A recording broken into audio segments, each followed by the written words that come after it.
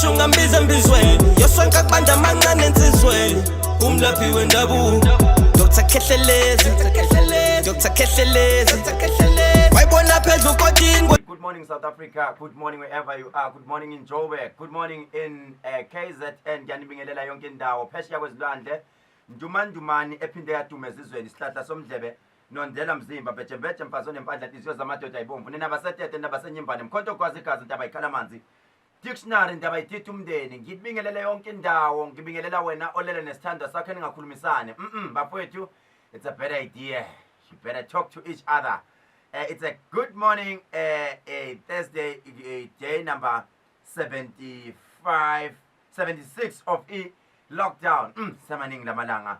It's now confusing me. Sanibonani yonke indawo bafowethu, ngisangena ngisabingelela umfana nje omncane ozehlisayo bafowethu. Ngicela injabulo, ngizwa ngijabula uma wethu uhulumeni uplan ukuthi abumise utshwala. Isn't that good? It is good to me. Ngoba ngiyabona bafowethu buyalimaza buyahliphiza kahle kahle. You know, ngithe mangibuza umnyusisi ngixoxa naye last week ungitshela ukuthi the day utshwala buvuliwe, on that day for the first 2 hours they had 4.7 million emakro. Ngathi mina wow. Yazi akusena traffic laphana kwigrosa, but i-traffic eningi isilaphana kalikwa. Ngithi mina ningangizwa kabi ke bafowethu abaphuzayo, cha, it's one of those things ezibulala impilo zabafowethu, ezibulala impilo zosisi bethu ngoba sekwaphuza kakhulu osisi ukudlula obaba. Sizolikhulekisa idemoni. Oqala ukungena bafowethu, this is the healing hour, not Dr. Khehlelezi kwivuma FM. Just say thank you to umngani wakho othe vula kule show. Sefikileke uDr. Khehlelezi njengamanje lapho khona akuvala amehlo sike siregister kubaba uNkulunkulu. Thatha nasi sibusiso baba egameni laphakade. Baba linamandla, baba liyaphila, uNkulunkulu waphakade. Sikhuluma ukuphila kubantwana bakho. Uma sikhuluma bayaphila abantwana bakho. Uma sikhuluma kunethemba elibuyayo. Uthe Nkosi yomsa akukho Nkosi yomsa ongasilinga ngakho okwesihlula. Ngeke usilinge ngokungaphezulu amandla ethu. uNkulunkulu waphakade yohlala unathi ngaso sonke isikhathi. Uma sikhuluma lana Nkosi yomsa siyafundisana. Uma sikhuluma lapha Nkosi yomsa kukhona sikunqobayo Nkosi egameni laphakade. Banathi Nkosi yasezulwini, banathi mesiyongcwele. Sicelela abantwana bakho abasilalela abafaka ama-earphones abaseyibhedlela abagulayo. Abanye bahlele ezonweni Nkosi yomsa bayahleba abasakwazi ukuyeka ukuhleba. Egameni laphakade siyabakhulekisa Nkosi abantwana bakho, abanye baphethwe umona. Sikhuleka Nkosi yomsa ngalesikhathi siyabakhulekisa abanye abasebenzi. Abanye kade babezama ukuthatha Nkosi yomsa abafazi akuthatheki. Abanye bafuna imishado kodwa ayikho Nkosi yomsa imishado. Siyabakhulekisa ngalesikhathi. Abanye mabeyibamba imali Nkosi bayithola Nkosi sebeyisebenzisa intweni abangazazi. Bavikele ezingozini abantwana bakho Nkosi. Bayazama amabhizinisi amancane aphumeleli. Lapho seshila umthakathi Nkosi yomsa uthi ngeke zibaphumelele. Sithi wena Nkosi yomsa ngenelela ngalesikhathi egameni lomusa egameni lokuphila. Siyakhuleka, amen. Thank you so much. Isikhathi sethu njengamanje 6 minutes after 4 o'clock ekuseni. Remember inamba yami ka WhatsApp 065 9337172 065 9337172. Lapho okhuluma nami khona uthi Khehlelezi ngiyakuzwa ndoda yamadoda. Ngiyakuzwa ndoda yamadoda, ungicelile ubaba laphana olundi wathi yenza sure Khehlelezi ukuthi uyamemezela ukuthi cha le ndaba ekaSlay Queen iyasebenza futhi khona. Bangezwa nje sikhuluma, sikusho nje sikusho sinekhono. Ikhona lento, isikhona ke laphana elundi uSlay Queen usiyatholakala Ensele B363 Umganu Street Ulundi 3838. I-cellphone number ithi 066 37 11 869 Olundi 066 37 11 869. Sizoyibiza futhi ngokuya kwesikhathi Olundi Ensele eB36 Umganu Street. Siyatholakala impela. Email address nsele@gmail.com nsele@gmail.com. Siyabonga kakhulu. Ake sizwe ke ama voice note ukuthi lo muntu uthini yena. Umantomane yadumeza izweni siyabingelela mkhulu. Ubheka inkosi lo wakamshengu wambhedule eKlarota. Salela uhlelo lakho olumnandi olwakhayo mkhulu. Siyabonga nokusilethela uSlay Queen ePine Town. Awuseze sesixhumene kakhulu naye siyabonga. Umantomane inkosi iqhubeke nje ikubusise njalo. Siyabonga baba. Phile mkhulu. Ngiyabingelela mkhulu ngithi nje intomantomane yadumeza izweni ihlahla somdleka nendela mzimba beje mfazane impandla sithi sivukile mkhulu sekulindile ngiyacela nje mkhulu ongiphi nje isibusiso ngiyahamba namhlanje ngiyozama umsebenzi ngiyacela ukuthi la ngizofika khona nje bafike izinto zami zikhanye zilunge ngicela ungikhulekise mkhulu amen. Amen mkhulu, amen, ntomantomane yadumeza izweni. Siyakulalela mkhulu isikhathi 2:20 manje namkhulu siyabonga siyabonga. Wow, akalele uphuphiso uSlay Queen. Buya mkhulu nendima oyidlalayo empilweni zethu ngiyacela mkhulu ungikhulekise nginenkinga mkhulu wasemzinto kwamgayi. Ngiyacela mkhulu ngiyakulalela ngaso sonke isikhathi into zami azihambi kahle. Uyafuselela mkhulu ngiyabonga. Amen ntomantomane. Amen. Besabeka. Wathi ntomantomane wathi umkhonto ogwazi igazi wathi ndawo ayithetha umndeni. Sasivukile baba silinda wena. Sasivukile baba sewuyizwe ezokhathi zakho baba zisibusisayo. Woza njalo baba usiphumelelise. Usikhulelise njalo baba qhubeka njalo nomsebenzi wakho emihle. Khuphuka njalo ntomantomane khuphuka njalo sihlahla somdleko. Siyabonga baba. Nkosikazi namzimela lo umlazi. Awe ntomantomane baba Khehlelezi sekusile baba sivukile manje sihlelike manje baba silinde wena-ke manje baba ukuba usipheke manje umkhuleko wakho baba usibusise njalo baba siyacela baba uba ngikhulekise nami baba ngugcine ngiwutholile uSlay Queen ngoLwesihlanu baba asibonge usibusiso eHammersdale ukhanyile lo ungwane baba dad. Awudokotela ntomantomane mfazi onempandla ukhanto ogwazi igazi hayi sikulalele lana sesivukile sithi ake sikulinde sikuze namhlanje ukuthi uphethele uthe uzoshubisa namhlanje sibheke ngamehlo impela silalele impela ukuthi uzoshubisa ndlelane sikulindele dokotela ugcina ungangiphendulanga ukuthi umuntu okhulelwe uSlay Queen uyawuphuzana. Right, it's a good question. Umuntu okhulelwe uSlay Queen uyawuphuza. But depending ukuthi inyanga sezingaki. This is Vuma 103 Khehlelezi intomantomane ephinde yadumeza izweni esiphakathi. Sengiphakathi bafethu endlini zokuxhumana nyanga yodumo mzo, that's my Facebook page. Sengiphakathi endlini zokusakaza, sengiphakathi e-studio sisakaza bukhoma sisemhlanga rock. Zanet Drive uma ufuna nawe ukusibona ungasibona straight uye lapha ku Facebook page yethu and ukhumbule uma ungaya lapha uthi Dr. Khehlelezi on YouTube uzothola lapha ama videos ethu sinawo uthi nje ku YouTube Dr. Khehlelezi uthi subscribe, press the red button, all the videos that we are uploading uzowabona noma uye lapha ku Black Live TV noma uye ku Viva TV you will also get all these postcards. I will say I'm a postcard.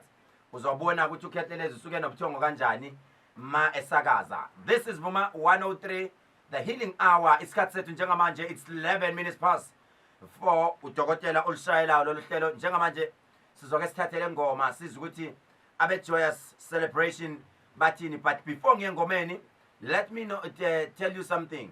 0861010 mangibuya lana ngicela ukuthi ngikhulume nawe. Ngicela ukuthi ngizwe ukuthi wena kuphi bengizothanda ukufonela izisebenzi labantu abasejele abafowethu abasejele ngifonele nje osisi abathi Khehlelezi sisejele impela noma ngiphakathi kodwa ngiyakulalela 0861010 ngifonele insizwa abafethu phakathi ejele ngike ngifonele insizwa ehostel athi sengiphethe ukhatho lami mfowethu sengiyela khona ngiyophalaza njengamanje 0861010 ake sizwe lengoma Ntomantomane yadumeza izweni ngisho ungambiza embizweni yosonke akubanda amancane ensizweni umlaphi wendabuko Dr. Khehlelezi Joyous celebration sabela uyabizwa. This is Vuma 103 uhleli nodokotela Khehlelezi. Njengamanje isikhathi sethu njengamanje silaphana ku 4:04 sihleli kamnandi. Ziyakhipha bafowethu laphana kwiVuma FM. Ngike ngasho ngathi mina sisakaza bukhoma sise Mhlanga Rocks. Lapho khona sifuna ukuzwa ama calls njengamanje ukuthi wena ufona ukuphi uhleli nobani kwenzakalani sifuna ukuzwa ukuthi wena ukuphi uhleli nobani kuphi njengamanje 086 10 300 ake sizwe ukuthi sithola bani Vuma sawubona nakho ke siyaphila siswami njani wena nazoke ngaze ngajabula nkosi yami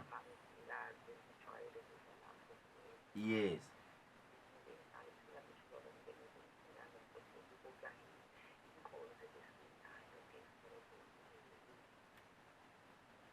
siswami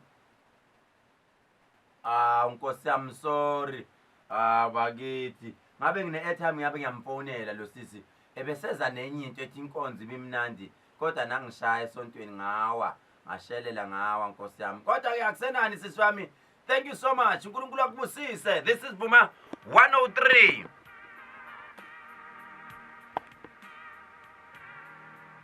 kwamnandi studio kwaphithizela kwasuka ukushisa Vuma sawubona Abamba ngiyaphila futhi kunjani ukhuluma noBongandlulu la eClip asicishe radio mfowethu emuva nazo uyaphila futhi ngiyabonga bofisa baba sikhuleko ngiyabonga mfowethu ngiyabonga kakhulu ngikhuluma nobani kuphi uBongandlulu eClip mfowethu ngikuthanda ngothando likalapho lithathe lo lithando lidlulisele makoti wakho yezwa nami baba ngithanda ukuthanda kwala nazo ke mfowethu 086 10 300 086 10 300 yabona mase kudlala lengoma mase kudlala lelitende ngivele ngikhumbula umngane wami usikhumbuzo eJohannesburg ave nginikhonzile etendeni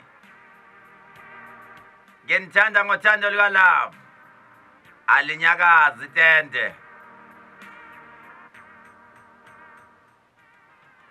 Vuma sawubona Yebo sawubona Dr. Njani nazo-ke siswami ngithanda leso smile ukhuluma no-Ayanda eMlazi siyajabula ukuba nawe uhlelweni wema ake ngikubuza umbuzo oyi-1 uyithengele obale airtime ofona ngayo yazi ngikubuza nje le question nje ngifuna ukuzwa ukuthi uzoba neqiniso yini ngiyithengele mina le mfona ngayo namhlanje eyayizolo ubuyithengele obani awungabisasho ayibambe kanjalo ukuphi-ke sisi kwakumnandi esontweni wabusise waba yilodi yokuqala buya-ke futhi next week yazobe sifake ngiyacabanga ukuthi ngizobuya ufike sobe sifake ama-instrument ipiano namapiano sobe sinayo yonke into ama-keyboard hayi ngizobe ngiphakathi ngiyabonga-ke sisi wami ube right ngikuthanda ngothando lukalove yezwa nami ngikuthanda ngothando lalawo danke sisi washa usejabulile sisi uyathandwa sisi uyanithanda uKhehlelezi 19 minutes after 4 awufone nawe uthola uthando lukalove 086 10 10 300 Vuma sawubona Sawubona babakhehlelezi avusuhleke ekseni kangaka o4 awema ngaze ngajabula uhlekane ekseni kangaka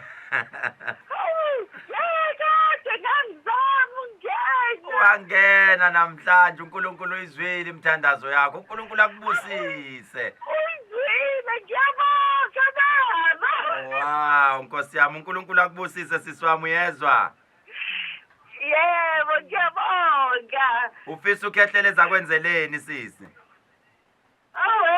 babakhehlelezi ngizofika lapho ngihlezi ngibalisa ngithi hawu kodwa sake ngivuke ngizeverele ngeke lalela phela njengamanje usuphakathi uKhehlelezi ufisa uKhehlelezi akubusise ngani Hawu ngiyafisa babukhehlelezi nje izinto zami ke zivuleke nje ngithole nomsebenzi babukhehlelezi. Yabona ke lokho kushilo kimi kuyisibusiso uNkulunkulu ngicela kubusise ngomsebenzi nje kuphela ukwazi ukondla ingane zakho nomndeni wakho yezwa. Yebo ngiyabonga baba. Ngikuthanda ngothando lukaLove ube nosuku oluhle. Yebo nami ngikuthanda ngothando lukaLove. Awe ma ngangena namhlanje.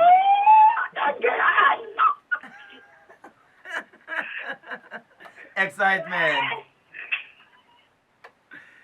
This is Boma 103. This is Boma 103. Nikhumbuleke ngake ngasho. Ngathi khona isibusiso esizohlela abantu. Ngike ngasho last week, it was Wednesday, ngathi mina usele njengamanje inqola ihambile iyasho ingoma yasezayo nithi nansi lenqola bangapha abahambayo. Usele ke njengamanje ngithe mina mawunganawo slay queen okwakho kade sikuncenga. Sithi nansi inqola iyahamba uyatrend uslay queen. Uma unenkinga emshadweni umuntu ogembulayo, umuntu oyenza yonke into, umuntu osola ukuthi lento izongena icorona iyabulala le corona COVID-19. Phuza uslay queen and get yourself ukuthi uvikeleke. Ufuna ukuthandeka, phuza uslay queen. But one of the days we need to siyenze nje itopic kube uslay queen topic so that we can explain deeper ukuthi kahle size sithi uslay queen kwakwenze njani. But it's a topic for another day. But mawunganayo uslay queen okwakho ngithe mangilele ebusuku ngelinye ilanga ngatshelwa kwathiwa Khehlelezi into ezosindisa abantu iyona lento euslay queen. Ngathi mina kanjani? Wathi umkhulu abantu bazosinda ngayo uslay queen. Wathi umkhulu ikhona lento okufanele kube sengathi abantu bayayiphuza. So uma unganawo uslay queen okwakho, right? 22 minutes past 4. Now we're introducing a topic ukuthi kahle namhlanje sikhuluma ngani. Sikhuluma ngani namhlanje, right? Namhlanje on Vuma 103 sikhuluma ngokuhlambuluka komuntu osizayo. Ngihlala ngithi izinto zami ayilungile. Ngaya kumuntu, ngaya kuKhehlelezi kukuhle kwafika izinto zahliphika kakhulu. Wonke umuntu unedlozi. Uma ngithi wonke umuntu unedlozi, ngisho nomfundisi Mbamba lo othi mina angikholele emthini. Ayangikhathalelekile ke mina. Anginankinga but iqiniso lithi singalibalekela iqiniso kodwa unedlozi. Uma ufuna ukubona ukuthi idlozi likhona thatha ingane yaKhehlelezi uyoyikhomba kaNdlovu. Yila uzobona khona ukuthi idlozi liya exista. Engushoyo ngithi kubaluleke ngani ukuthi umuntu osizayo the doctor uKhehlelezi ahlambuluke yena before angene esigodlweni. Sizoyibheka ke lento sihlaziye singene kuyona bese sidedela ama phone calls. 086 10 300 but ngicela njengamanje usend voice note yakho 065 933 7172. Khumbule mawusend voice note nalapho usacela isibusiso but ungabi off kwi topic. Let's stick to topic. Topic ithi kubaluleke ngani ukuthi umuntu osizayo ahlambuluke. Uke waya yini kumuntu ongahlambulukile? Kungenza ukuthi wayiphuza utshwala edle kakhulu. Ngoba kwayikhona lokho ukusizwa umuntu edlile. It tells you something. Ngeke wena ungaphuzi uyothi ufuna usizo kanti umthola umuntu udlile kakhulu futhi udlile akalazi negama lakhe kodwa uzosiza wena. We need to grow up. 065 933 7172. Noma uyamazi ukuthi impela ebelele enza inkonzo nomuntu wesifazane but uzovuka ngene esigodlweni engahlambulukile. Uyishaya phi into zakho lokho? 065 933 7172. Kungenzeka uyathwasa. Kungenzeka ubuzogeza inhlanda. Kungenzeka ubuzogeza isichitho. Kungenzeka useyinkambeni kunegobongo kade ulidla kodwa umbonile ugobela wakho lo muntu leli izolo nomuntu wesifazane kodwa uvuka uthinta into zami. 065 933 7172. Sizohamba size singene komakhosi besifazane ukuthi bavumelekile yini ukungena esigodlweni basiza abantu bebe besesikhathini.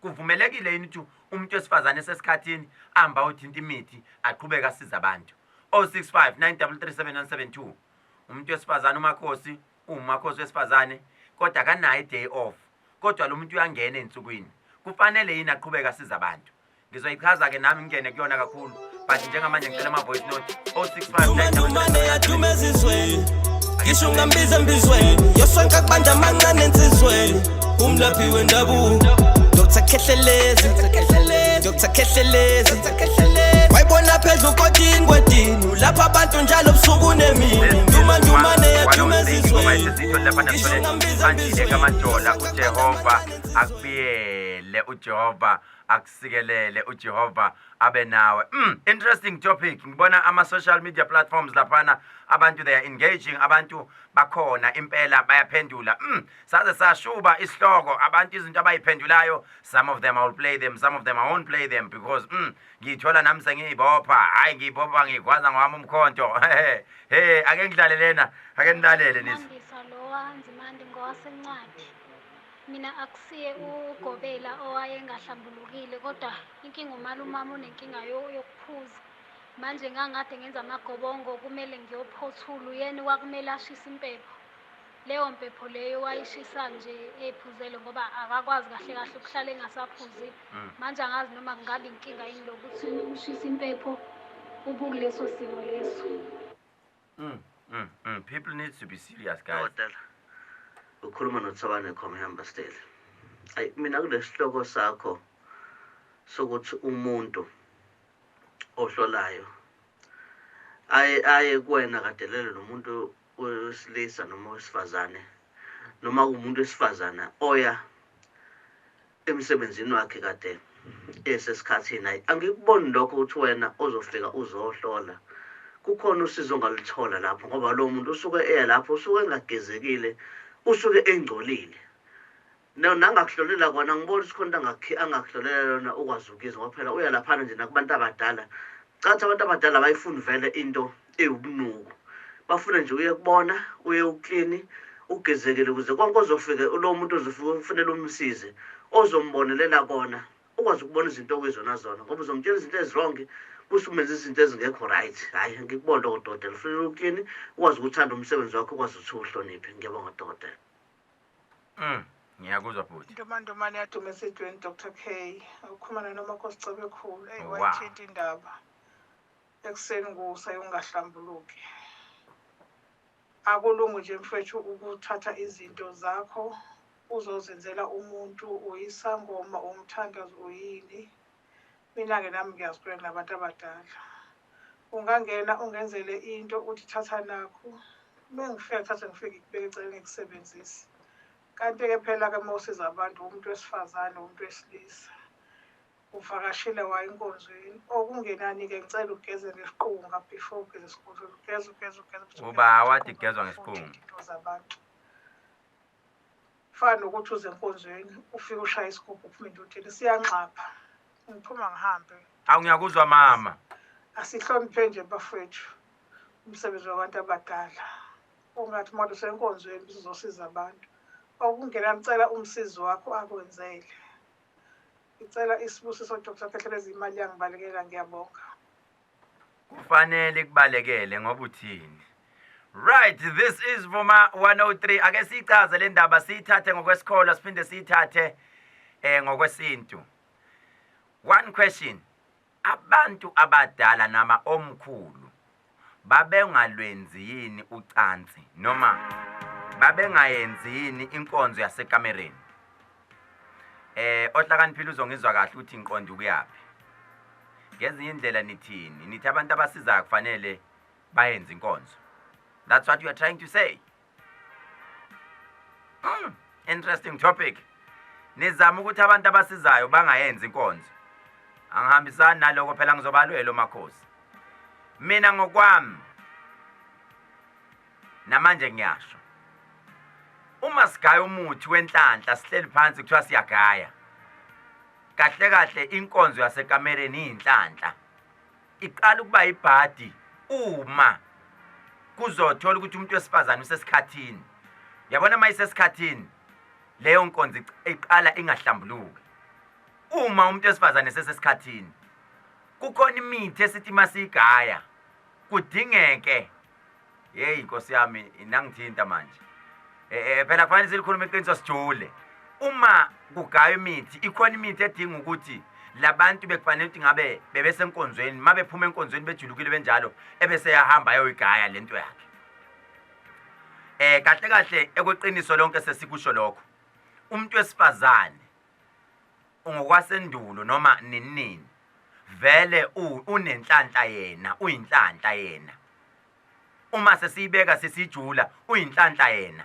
umuntu wesifazane regardless ukuthi kanjani but uqala ukuba yibhadi noma uqala ukuba elethi ithunze libi uma ekhipha isisu noma uma engena esikhathini wangena esikhathini waqeda wathinta izinto zakho noma imithi ibhadi lelo but ake sichazeni la umkhulu umakhosi noma ugobela noma ubani ephuma enkonzweni akulona ibhadi ake siyibekeni nje lento icace ba yabalwela manje akulona nje ibhadi sidalwa leyo nto akulona ibhadi ngoba unless makuthiwa uzogaya izole begaya induku yentelezi induku yezitha yes endukweni yezitha inkonzo yasekamereni nenduku yezitha akuhambisani but makukuthi lo muntu ebegaya induku yenhlanhla maybe igubhu noma induku yebusiness noma umsebenzi noma kuyinhlanhla kwayiselokho ngoba phela ukhumbula ukuthi idlozi nalo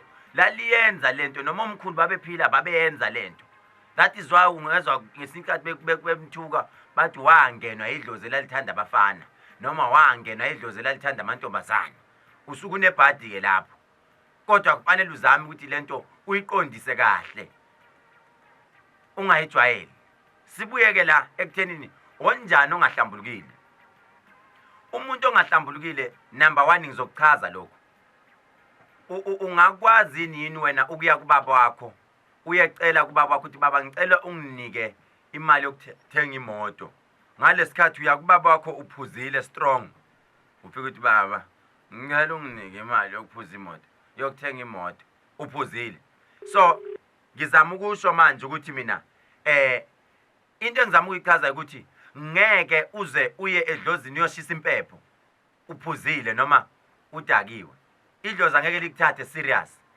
you need to be sober that is why ngisho nasemakhaya mina makuzoshisa impepho ngiyabacela ngithi bafowethu ningaqali niphuze phuza impepho isishisiwe ukwenzela ukuthi labantu basithathe serious lo oyena ozowempepheni akangafiki lapha nemanzi engalazi negama lakhe uyoshisa impepho vele phela impendulo ngeke uzithathe serious uyosiza umuntu esigodlweni uphuzile lo muntu akaphuzi and lo muntu ungathola ukuthi umbathwe amakhosi ayikade ehlonipha utshwala engazwani nabo akungathi ukuthi iphuza party iba nendlela khumbula ukuthi abantu odila nabo udila nabantu abanjani umakhosi uyosebenza emzini womuntu uphuzile leyo nto it's totally unacceptable because abantu abakuthathi serious nawo lezi idala zala ekhaya ziyasho ukuthi awu umakhosi wafike iphuzele kwayizona zibone zithatheka kancane so ileyo nto kungahlambuluki usisi noma umama ukhipha isisu izolo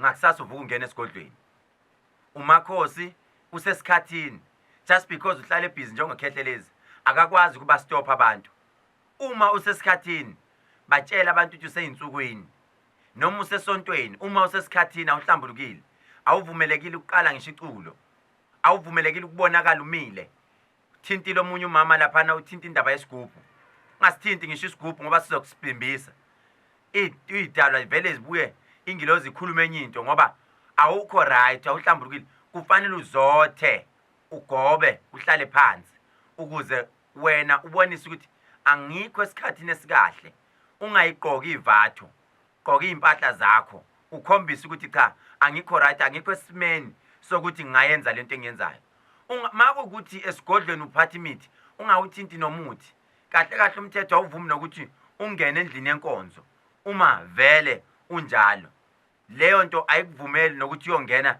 endlini yenkonzo so abanye abantu abakwazi ukuyihlukanisa leyo nto ngoba omunye umuntu ufika izinto zakhe zihamba kahle noma ufika ezocheka izinto zakhe zabhediswa uwe ngoba wawungahlambulukile 086 10 10 300 086 10 10 300. Ake sibamba ama calls manje ngizwe ukuthi obani esibatholayo. Vuma sawubona. Vuma sawubona. Yemkhulu. Yebo. Yebo mina akukho right. Because ukuthi nje umuntu njengoba wesifazane ngicabanga ukuthi uma ukuthi usensukwini zakho angicabanga ukuthi ngicabanga ukuthi ungathatha lezo nsuku lezo ukuthi okay ile nsuku lezo angisizi ngaleso simo nanokuthi ngiyangibone uma ukhonza ukuthi uma ukuthi usensukwini zakho noma ngomgqibelo kwaba isonto ungumuntu awukhona ukuthi uye enkonzweni because kuyethiwa awuhlambulukile yabo ngiyengibone nasenkonzweni uma uya usensukwini bake bayithabangeleke bayasindeka sabese ukuthi uhlale ekhaya yabo ungayi ngoba kwakhona lokho kuthatha izinto zakho ugqoka akukho right because vele usuke ungahlambulukile yabo. Ngiyakuzwa siswami siyabonga kakhulu uyezwa.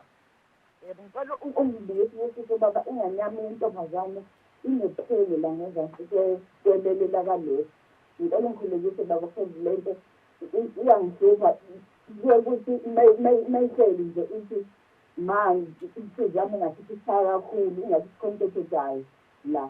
So manje angazi lento noma into yodokotela noma into yesizulu because lento ihlala ivuka Asenze kanjena siswami senze njengenjayelo uyalazi ikhambi lami engisindisa lona ngalabantu.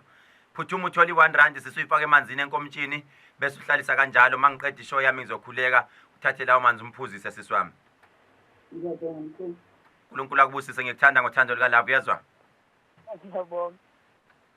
Vuma 103 086 10 10 300 086 10 10 300 086 10 10 300 khuluma nami ngifonele usho ukuthi wena njengamanje le topic uthini ngayo uvumelana na ukuthi abangene esigodleni bengahlambulukile uvumelana nabo yini ukuthi abakwenzela into zakho bengahlambulukile uthini kimi. Vuma sawubona.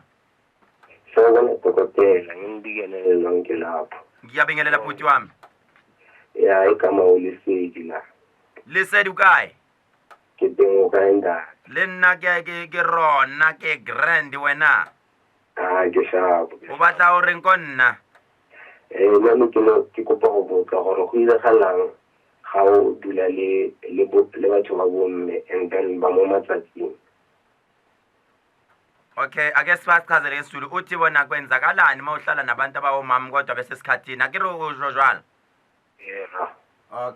Okay, wenzakalani mawuhlala nabantu abawomama bese sikhathini? Ukuhlala nabo bese sikhathini akunankinga bhuti. But kunaba nenkinga mayiseqale sethinta into zakho. Umama usesikhathini endlini uyakuphekela, umama usesikhathini nibamba inkonzo, nenza yonke into. Umama uyamzila. Kahle ngomthetho kuye kuthiwe lala phansi, alala embhedeni uma eseyinsukwini umama ukuze uhlambuluke ngoba lo muntu izinto zakhe zizophenduka zibe ngenye indlela. Akere wanginkutlisisa ntate waka. Rilebuga nda. Ke leboga ke rata ka lerato la lavo la legolo wa utlwa. Lena o fe mosadi wa gawa kore. Ya o le letsatsi le monate. Okay. Siyabonga kakhulu sikhuluma yonke language yase South Africa lapho singena yonke indawo. Isikhathi sethu njengamanje it's 14 minutes before 5 o'clock. 086 10 10 300 086 10 10 300 sizophinde sithathe futhi nabawu 2 lapho sizohlala emoyeni sithi 1 sithi 2 sibasize kade bagcina ukuhlolela 086 10 10 300 086 10 10 300. This is Vuma 103 isikhathi sethu njengamanje 13 minutes before 5 o'clock akesizweni enko. Ngisho ngambiza mbizweni yosonka kubanda amancane ensizweni umlaphi wendabuko Dr. Khehlelezi Dr. Khehlelezi wayibona phezulu kodini lapha abantu njalo busuku nemini ndumane yadume ezizweni ngisho ngambiza mbizweni yosonka kubanda amancane ensizweni umlaphi wendabuko Dr. Khehlelezi Dr. Khehlelezi wayibona phezulu kodini lapha abantu njalo busuku nemini king oswag inyanga with the fashion Ayandantanzi umusa kaNkulunkulu siyapraise sisukuma nokudumisa phela sithi it's a healing hour silapha umphefumulo silapha inhliziyo ake sibone ukuthi sithola abantu lapha na kwivuma sawubona. Yebo baba kunjani? Siphilele bhuti kunjani? Ngiyaphila. Sithini kuwe namhlanje? Bengicela baba nami into ongidlulela nje. Baba uthi umoya oyingcwele kimi angikuthandazise. Uma ungena la kimi kukhona into ekulandela njengento engathi ingozi. Uyangizwa ngithini wathi umoya oyingcwele asibone lento kube sengathi ngilande emva ekhaya kubuka baba wakho. Wathi umoya oyingcwele kukhona umuntu wadlula kabi. Wadlula ngengozi noma wadlula ngesikhali. Uthi umoya oyingcwele lento isabuya kuwe njengomuntu ongahamba uvukele izitha ngoba iyakulandela lento yesikhali njengomuntu ongazuhamba ungani kube sengathi namanje wena wakwasinde engozini nemoto noma lento ihlala ikulandela izingozini. Wathi umoya oyingcwele mangiloku ngikhuluma nawe kuphakama igazi kuchitheka igazi samntu engathi namanje ngaze ngithi kanti ubani lona owadlula emhlabeni wangagezwa kuwe ngoba kunalethunzi elimnyama elikulandela elikuvusela izitha njengaso sonke isikhathi bese ngathi namanje uphelelwa into engathi imali. Khuluma baba ngizwe. Yebo baba nje kunjalo nje ekuyinto ekuyimali nje akuhlangani qobo nje. Ya baba kufanele sigezeni lelithunzi ngoba wena njengomuntu ongathi usindisiwe noma njengomuntu enithi ekhaya kini makudlula abantu bangagezwa. Kodwa mangikhuluma nawe kunalesidina esivuka kube sengathi unesichitho ngisho nomuntu wesifazane uthanda ukusebenza kahle into zakho kungahlala kuhlale kube nesiphithiphithi kube sengathi uvukelwa ile nyama kodwa qobo embi kubantu besifazane nakubantu qobo kube sengathi abakuthandisisi. Uyangizwa bhuti? Yebo ngiyakuzwa. Yes baba uzama ukufika eBerlem 6 uyazwa? Okay baba ngiyabona. Thank you bhuti. Vuma sawubona? Yebo sawubona baba. Siphilile bhuti unjani? Ukhuluma nobani ku? Michael wakhuzwa. Yes baba babu Michael uthini kimi namhlanje? Kwamaphumulo ndomandumana. Yes ngicela baba ukungibhekela kancane into zami ndomandumana. Uthi umoya oyingcwele baba kukhona umsebenzi okufanele uyowenzela ugogo ozala umama. Uyezwa ngithini?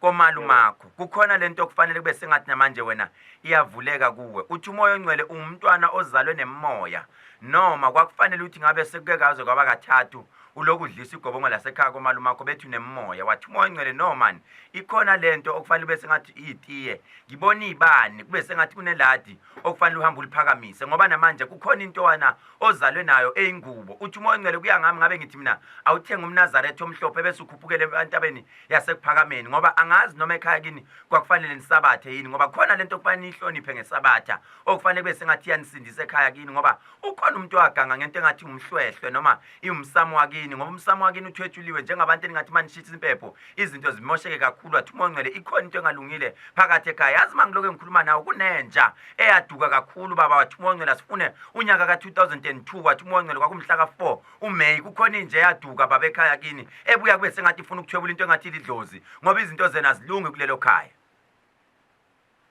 Oh yebo siyakuzwa impela njalo khona nje eyake yaduka.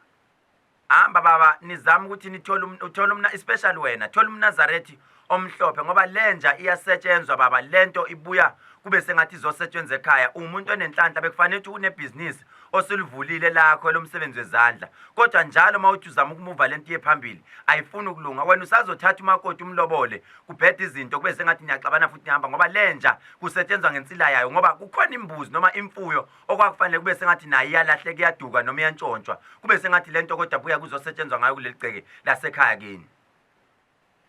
Mandibana ngizwa kahle kusebenza kahle. Amen baba. Amen. Siyabonga. This is Vuma 103 njengamanje sizobuya futhi siqhubeke kusasa ngezokuhlola. Ngiyazi mase kungena ezokuhlola amafoni ami aphithizela kakhulu. Umuntu ongakaze Nkosi yami awuthola uSlay Queen. Ngishilo ngathi Olundi ukhona. Ensele Olundi ukhona uSlay Queen ofunayo agijima uyitholelo wakhe. Nasegoli Johannesburg bafowethu ngikhona kusasa egoli ngisebenzele egoli kusasa. Ngizobe ngisakaza bukhoma ngise Johannesburg ngaze ngayithanda igoli. Ngikhona eJohannesburg kusasa ngiyasebenza ngo4 o'clock ekseni 4:30 ngiyobe ngiqala ngisebenza kuze kuyoshaya isikhathi sika 2 o'clock emini ngisebenza nje ngiyindoda engalali. So wonke umuntu osegoli and soon nizongibona lapha ku SABC1 ngizovela i-dictionary impela izovela soon maduze nihlale lapha ku TV yenu nizoyibona i-dictionary vela lapha. Kodwa ke kakhulu ofuna umuntu oSlay Queen bafowethu akafonele ubhubesi ngisho kuthiwa ufuna uku-order oqala ukufika bafowethu uSlay Queen uyatrenda uSlay Queen uyazenza imanga kungenzeka indoda ihlala ihamba bafowethu ngiyaxolisa ningixolele bafowethu abantu besilisa amadoda alalele njengamanje hayi uSlay Queen uyanibamba ngqitha nqa wahlala awuyindawo awunyakazi uye lo Slay Queen lokhu busy nje endlini ukhuluma isiChina usokhulunyiswa uSlay Queen nibabheke omama ungambona ephethe isigubhu esimhlophe esibhalwe lokunjani umkhehlelezi wezifo Slay Queen xabana naye kukhona into ayenzayo kuwe bomama ningayiyeki leyo mpahla thintana amabhathini bakhuluma isiChina labo baba ngeke sidlale bona bafike badlale ngani banje kanjalo nani bobaba phuzani leyo nto shayile lidliso nivikele necorona niyiphuzise nezingane bafowethu ngoba asazi ukuthi ubani oyobanjwa positive ukuthiwa usenjalo ngisho kuthiwa uphuza amaphilisi eKFC ayicabani nayo lento Johannesburg bafowethu sikhona ofuna uSlay Queen akathinta ubhubesi 072 1234 976 kwaThusi eNew German kwaThusi eButchery ukhona uSlay Queen usufikile kwaThusi eNew German laphana eButchery usufikile uSlay Queen eMpangeni 22 Union Street ngaseMoyo Car Wash usufikile uMusa eMpangeni uzokhoriyela inamba kaMusa ithi 082 960 7514 then laphana ngishilo ngathi mina ukhona laphana Olundi inamba kababa osolundi ithi 066 37 11 869 okunye nokunye gijima uye Facebook page lika Khehlelezi uzobona nje ngihlala ngi-live Facebook page ka Khehlelezi uzongithola laphana otherwise asihlanganeni kusasa kukhona okukhulu okuzayo uNkulunkulu anibusise nonke kade nisenithathela amanzi nafaka i1 rand waphuziseni abantwana abagulayo ngiyabonga uNkulunkulu nginithanda ngothando lika love akube nokuthula kulelo khaya God bless you olalele yonke le show abe noshintsho empilweni yakhe ningakhohlwa uya ku Dr Khehlelezi YouTube channel niyongibona yonke lento ivezwa ku YouTube uyosubscribe njengamanje uyongibukela please thank you very much